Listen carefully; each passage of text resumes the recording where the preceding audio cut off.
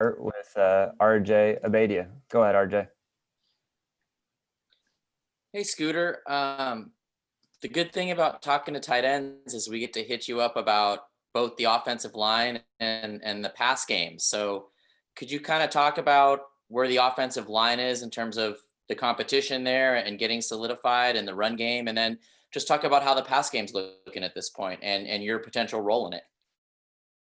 Yeah, so starting with offensive line, I really like where the freshmen have gotten to.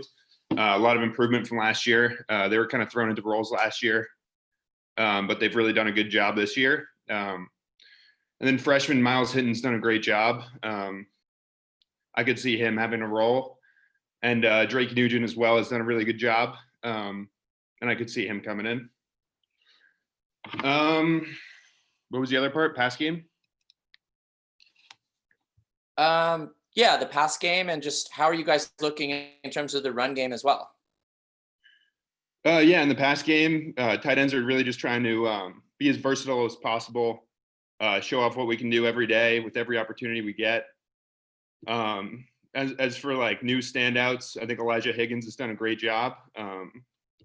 John Humphreys has done a really good job, and freshmen both Ben Urasek and Lucas Unger at tight end have done a really good job. Really happy with how they're doing. And, you know, the biggest thing with freshmen is just coming in and working hard. And I really like where this freshman class is coming in and, you know, giving a lot of effort and really trying to learn. And then just a quick follow-up, just talk about your role and kind of the way you're stepping into things. We've heard Coach Pritchard say you've taken some steps forward in terms of being able to do all the things that a tight end needs to do for Stanford. Yeah. For me, I mean, it's really, you know, I've learned a lot from Colby and Caden in the passing game, and just kind of trying to take what they've done and build off it. Also, you know, Dalton Schultz was a teammate of mine, so just kind of picking up what they've all done in the pass game here, you know, and just working with Davis, trying to get on the same page with him, and getting routes with him after practice as much as possible, because as tight ends, we don't get as much time in individual periods with them because we're also working with the O-line. So it's really good just to get some routes with Davis after practice. And yeah, really just trying to be as good as we can, you know, limited opportunities during practice a lot of times, because we are taking with the O-line a lot. So just kind of, as Colby and Caden have done before, trying to get reps after practice, and really just trying to, you know, be as complete of a tight end as possible. You know, I'm not shy about it. I want to be a member of both the pass and run game in this offense. So really just trying to get as many plays as possible. And every play that you get in the game is a competition. You got to beat out guys on the team to get those reps. And, you know, I've been doing it for 3 years at this point. So I'm excited about competing for every snap I get and excited for my role. Next, we'll go to Rusty Simmons. Go ahead, Rusty. Scooter, I was going to ask you about Coach Shaw put out a cool tweet this week about Stanford being tight end U, and had some really neat stuff about the guys who have been through the program. What does that mean to you, kind of that legacy and kind of living up to the guys who have gone before you? Yeah, I mean, it means a lot to all the tight ends here.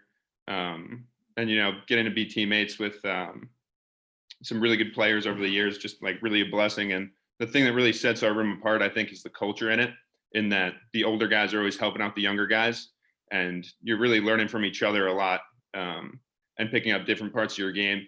I always kind of view the tight end position as a spectrum a little bit, where, you know, some guys are more polished as receivers and some guys are more like O-linemen, and everyone kind of falls in a spectrum between those two positions. So there's always something you can learn, especially me being more in the middle of that spectrum.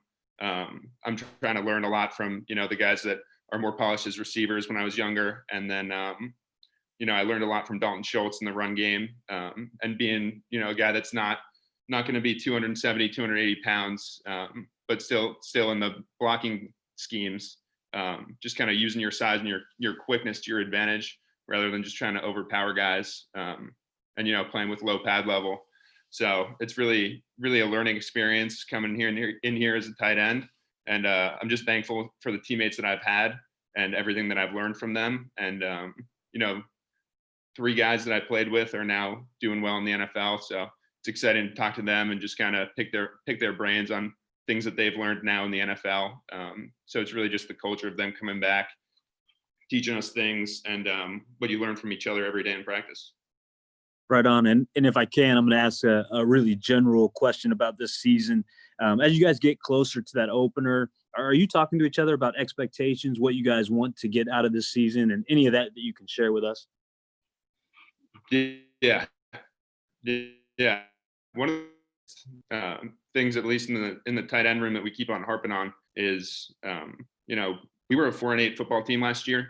And this is our first opportunity in the last 10 months to change the narrative around Stanford football, and create the term that keeps on being thrown around the team is new era. We're not that team that showed up last year.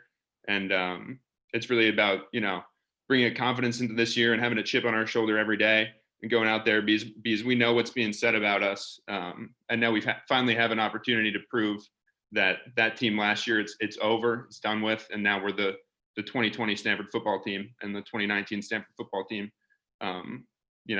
Their time has ended and it's ready. We're ready to start a new era of Stanford football. Good stuff. Thanks so much. Yep. Next question will go to Jacob Rayburn. Go ahead, Jacob. Hey, Scooter. Hope you're doing well. And you've spent a lot of time talking about all these great tight ends that you could look to as role models, the great history of tight end at Stanford. And that makes me curious about your take on Coach Turner and how you would describe his impact on each of you guys. What are his teaching styles? I know from the outside, he's a really quiet guy, and I don't feel like a lot of folks really have as a huge truck goes by. And I don't know if a lot of people necessarily have a good understanding of behind the scenes of what Coach Turner brings for you guys. Yeah, I mean, I think from a coaching perspective, his knowledge of the offense is off the charts because, he's been involved in the run and pass game now. I think he's been here 10 years.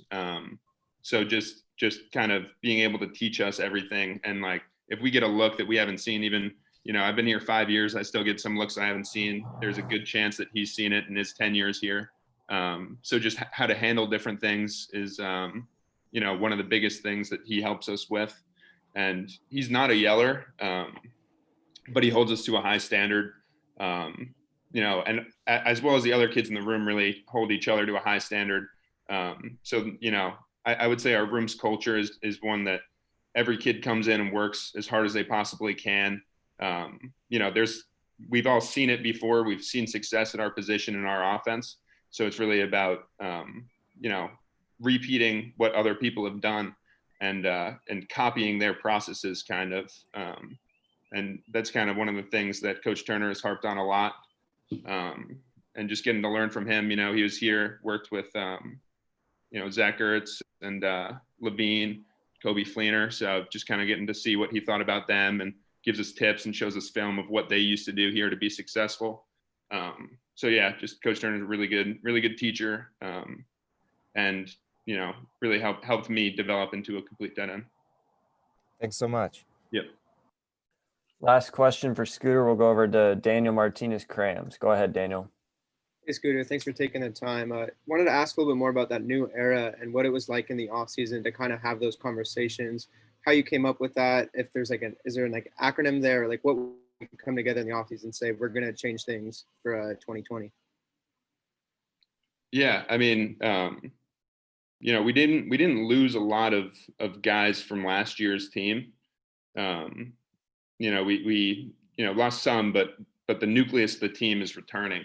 So I think the biggest thing that I'm trying to kind of get out of the guys is like, just because we were young, or a lot of guys on our team were young, that's not who we are as football players. And I think it's about just kind of developing that confidence that we used to walk around with. So that's the thing that I'm really trying to get out of the team. And a lot of the older guys are talking to the younger guys about is to carry yourself like a Pac-12 North champion, because you carry yourself that way, and that leads to you becoming the Pac-12 North champion. You know, there aren't too many guys on the team that played in that Pac-12 championship years ago, 17. So it's really about getting the young guys to believe in themselves, and our team's talented enough to win the Pac-12 North. And, you know, it starts in a week and a half, and I'm really looking forward to the Oregon game. As I said before, you know, it's been 10 months since we've gotten to show what type of team we are. And I'm excited for the growth of these young players, and for them to kind of show their improvements. All right, Scooter, thanks for the time. Appreciate everybody joining today. We'll send out audio and video here shortly. Have a good rest of the day. Thanks, guys.